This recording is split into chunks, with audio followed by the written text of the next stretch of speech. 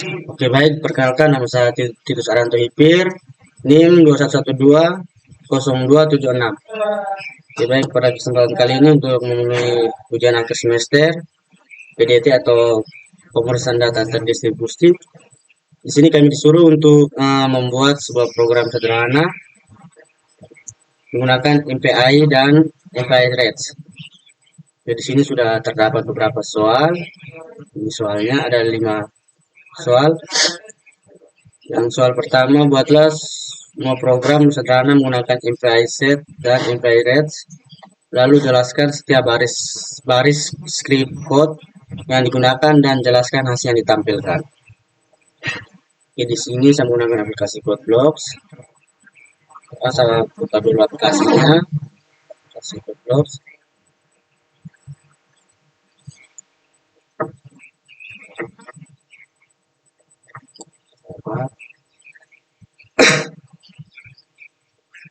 Ya, cukup lama teman-teman. Oke, di sini kita sudah masuk di aplikasinya seperti ini tampilannya. Tapi sebelum itu di sini saya sudah membuat scriptnya.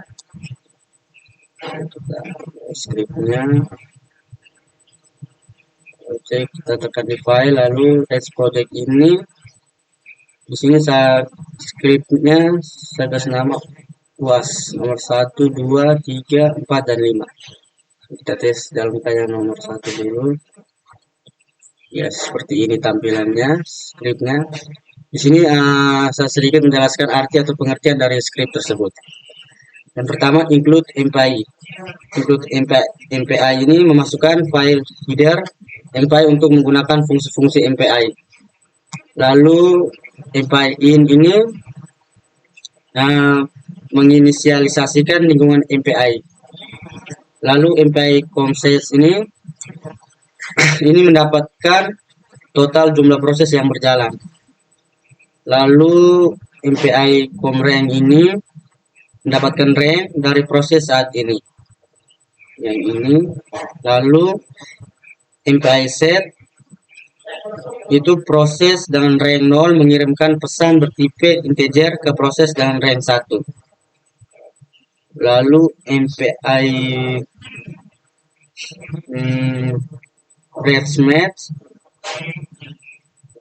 itu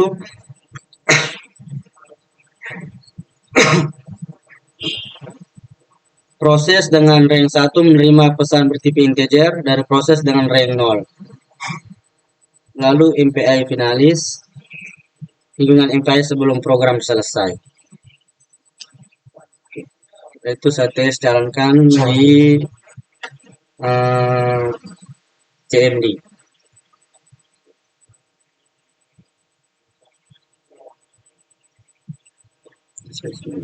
Sini jadi UAS nomor 1 input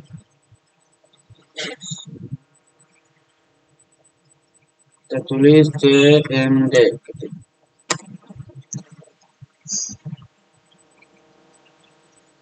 Sini kita ketik MPI min n 4, terus nama programnya UAS nomor 1.exe, lalu enter. Ya, begini hasilnya hasil dari script yang pertama ini. Coba kita tes run langsung di sini.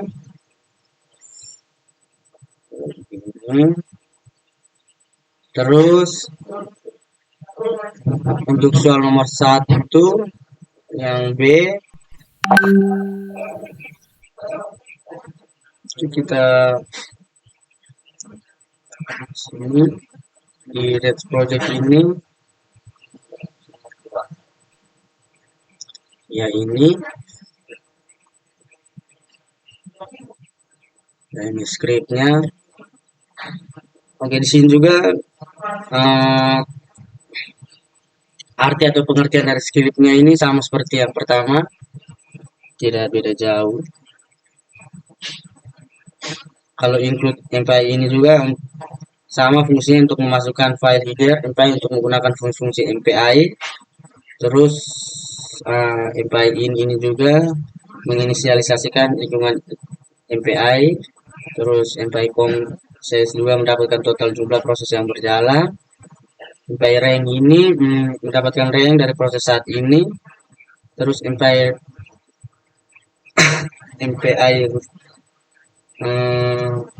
request ini membuat objek MPI request yang digunakan untuk menangani operasi.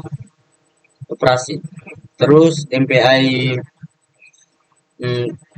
isent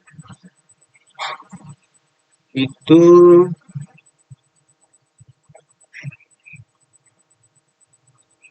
proses dengan rank 0 mengirim pesan bertipe integer ke proses dengan rank 1 secara menggunakan MPI isent.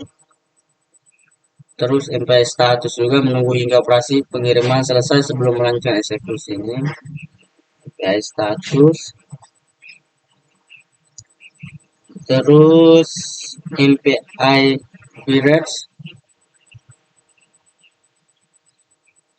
yang ini itu proses dan rank 1 menerima pesan bertipe integer dari proses dengan rank 0 secara menggunakan MPI periods. Terus MPI wait ini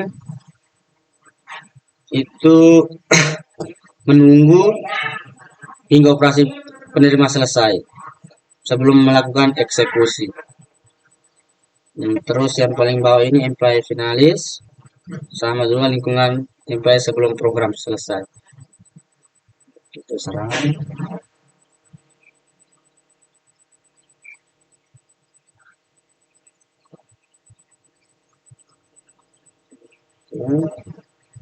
Itu saya tes jalankan di CMD.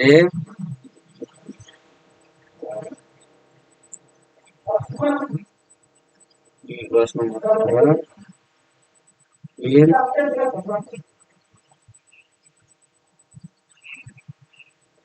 CMD tulis ketik MPI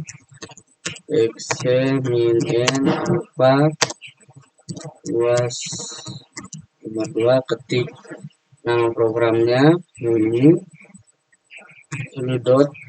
.exe, lalu kita enter. Ya, begini hasilnya dari script yang kedua. Setelah itu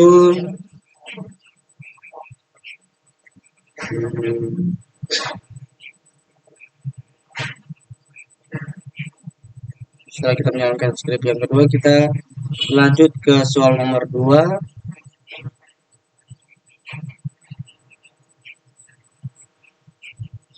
Soal nomor 2, buatlah program sederhana untuk membedakan point to point communication antara script code yang digunakan dan jelaskan hasil yang ditampilkan serta perbedaan antara penggunaan explicitcation dengan implication. Oke, kita bisa ke code blocks-nya. Kita di sini juga sudah membuat scriptnya untuk soal nomor 2. Dan di sini di UAS di sini script saya memberi nama dengan UAS nomor 3.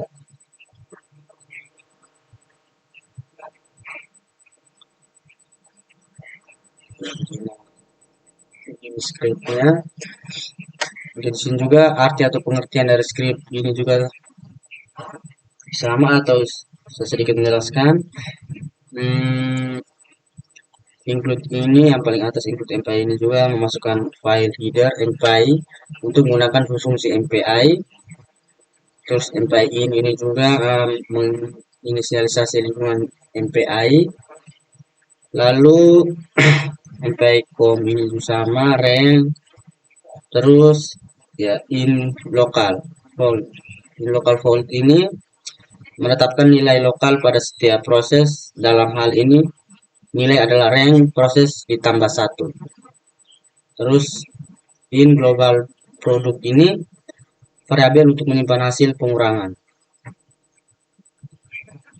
Lalu untuk MPI root sampai yang MPI forward ini operasi untuk mengumpulkan nilai dari semua proses. Dalam hal ini nilai lokal dikalikan menggunakan MPI float dan hasilnya disimpan dalam variabel global produk pada proses dengan rank 0. Terus if for rank ini hanya proses dengan rank 0 yang mencetak hasil yang ini. Terus print untuk print hasil global produk ini itu mencetak hasil produk redux, yaitu hasil perkalian dari nilai lokal semua proses. Terus yang paling bawah ini MPI finalis juga, itu lingkungan MPI sebelum program selesai. Oke, setelah itu saya terangkan lagi di CMD.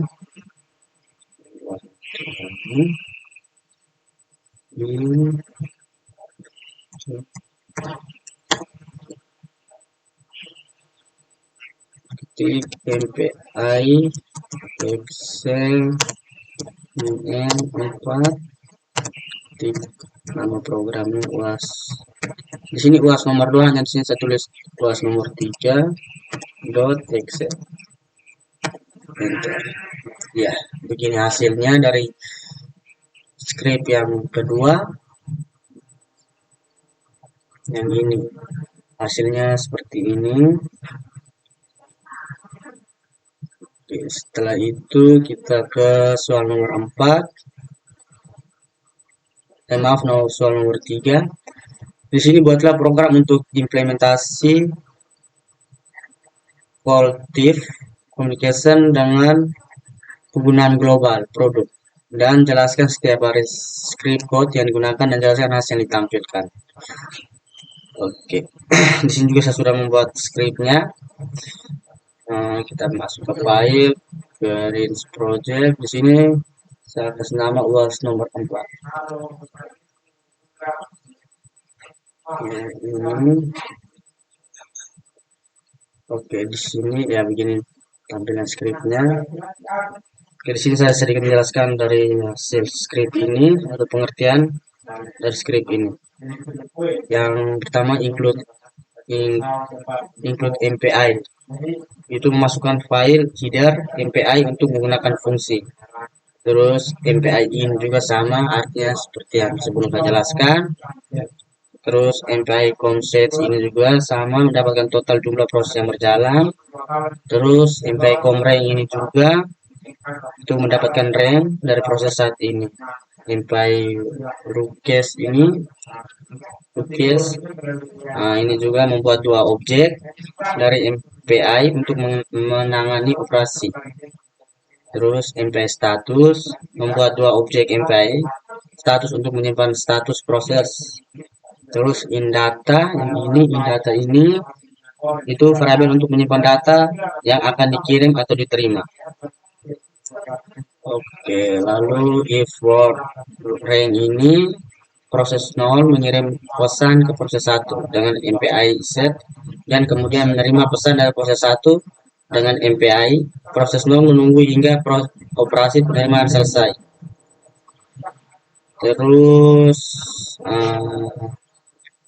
LC ini LCI for rank ini sama juga, proses 1 mengirim pesan ke proses 0 dengan MPI, dan kemudian menerima pesan dari proses 0 dengan MPI.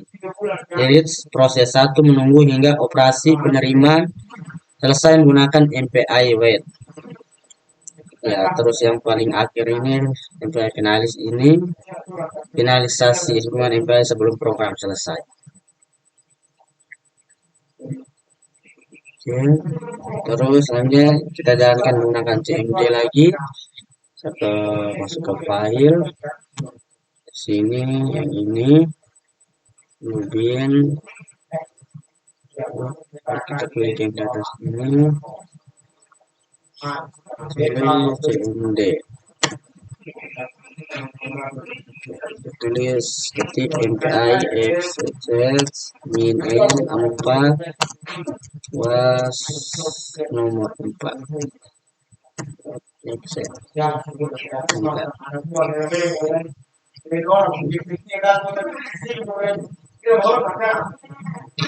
Ya, di sini dia tidak menampilkan skripnya karena hasilnya karena di script ini tidak ada outputnya.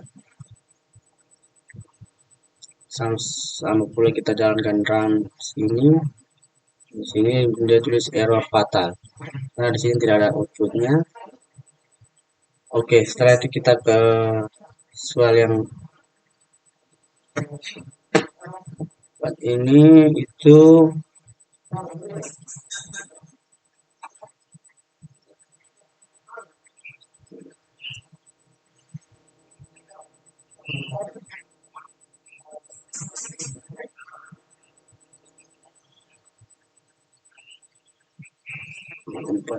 buatlah program sederhana untuk implementasi tentang jelaskan setiap baris code yang digunakan dan jelaskan hasil yang ditampilkan.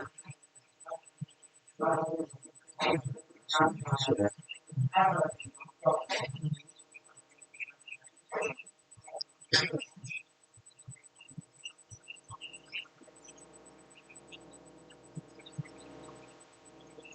Oke, di sini buat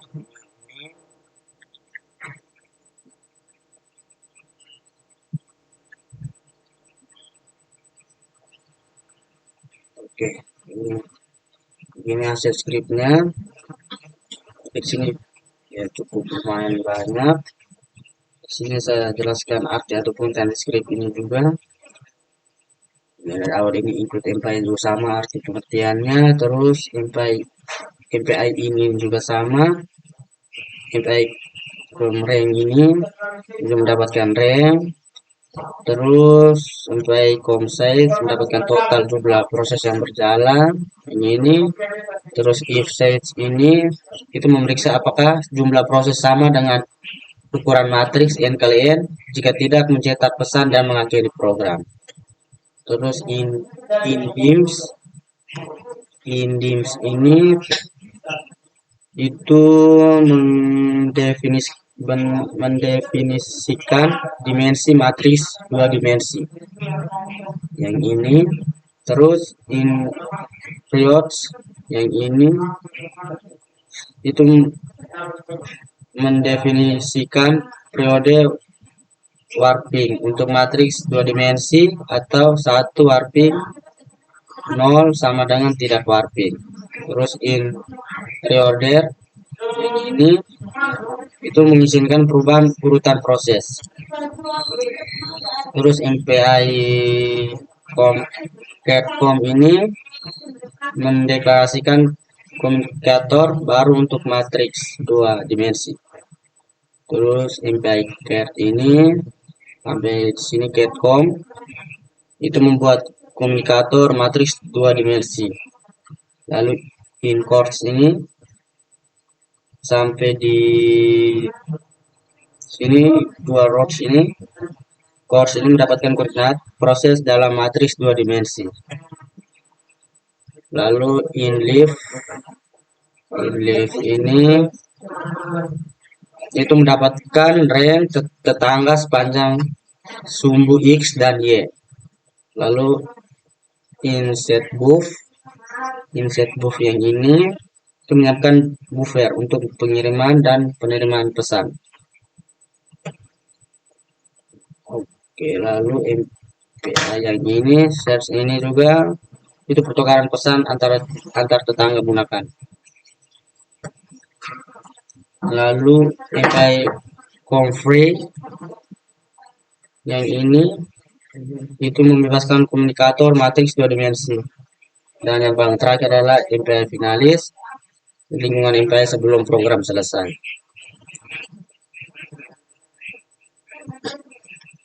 Lalu saya tes jalankan di CMD.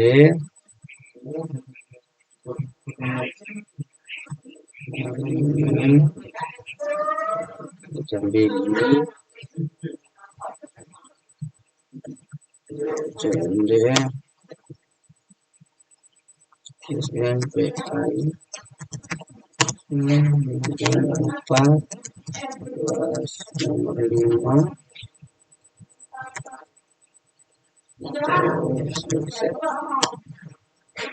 Oke, hasil seperti ini. Jumlah proses harus sama dengan ukuran matriks N kali N.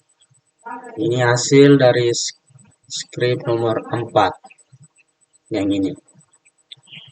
Oke, selanjutnya kita ke nomor yang terakhir. Di sini disuruh untuk jelaskan apa yang dimaksud dengan topologi Cartesian dalam implementasi virtual topologi. Nah,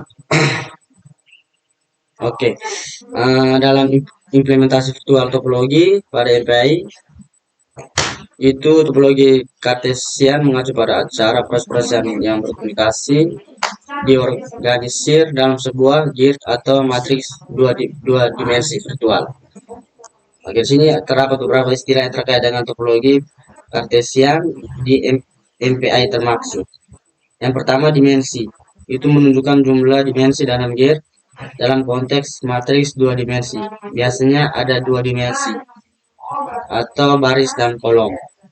Yang kedua, periode menunjukkan apakah grid bersifat melingkup atau tidak. Jika suatu dimensi bersifat melingkup, maka proses di ujung grid akan berkomunikasi dengan proses di sisi sebaliknya. Yang ketiga, reorder menunjukkan apakah MPI diperbolehkan untuk mengubah urutan rank proses. Jika diizinkan, MPI dapat mengoptimalkan penyusunan proses dalam grid. Terus fungsi MPI yang digunakan untuk membuat topologi Cartesian adalah MPI grids. Fungsi ini memungkinkan pembentukan dari dua dimensi dari proses-proses MPI dan pengorganisasian proses-proses tersebut berdasarkan koordinat dalam grid. Oke, contoh penggunaan topologi Cartesian dapat dilihat dalam skrip CMPI sebelum, di mana MPI Cart digunakan untuk membuat grid dua dimensi dan fungsi-fungsi. Oke, seperti itu sedikit penjelasan atau pengertian dari soal nomor 5. Oke, sekian dari saya. Terima kasih.